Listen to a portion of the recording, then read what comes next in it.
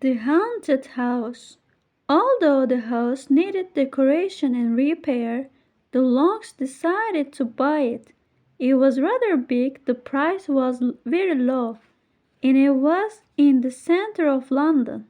Both Mr. and Mrs. Long had jobs in the city, so this was important.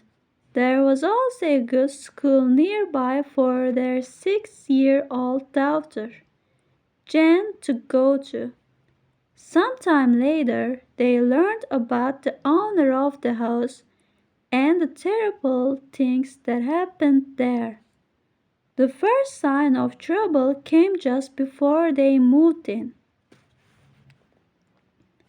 The workmen who did the redecoration refused to work in the house after dark. "I'm frightened," one of them said. Then, when the Longs started living in the house, they noticed that the rooms were cold, even though it was the middle of a warm summer.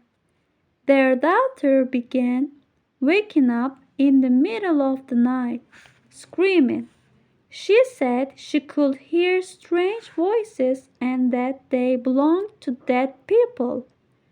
The voices told her that somebody had killed them in the house and buried their bodies in the garden.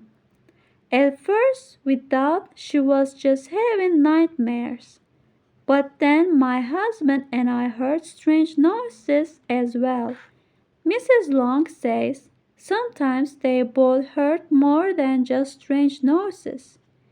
One night, just before George and I went to bed, we heard a woman's voice that seemed to come from nowhere.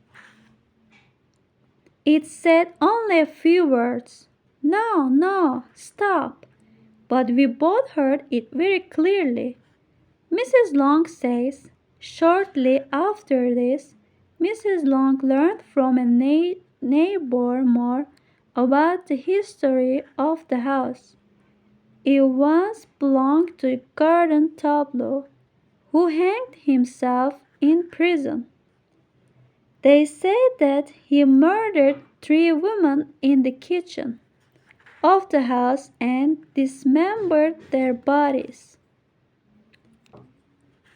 Then he buried the various pieces of the bodies in different parts of the garden.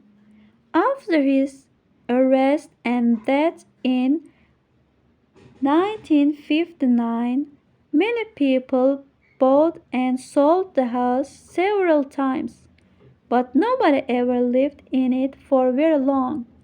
Months and even years passed without anybody living in it at all. Mr. and Mrs. Long think that they know the reason for this, although nobody has found the bodies of the 3 women in the garden. He must have buried them somewhere. Therefore, the house is haunted by their ghosts.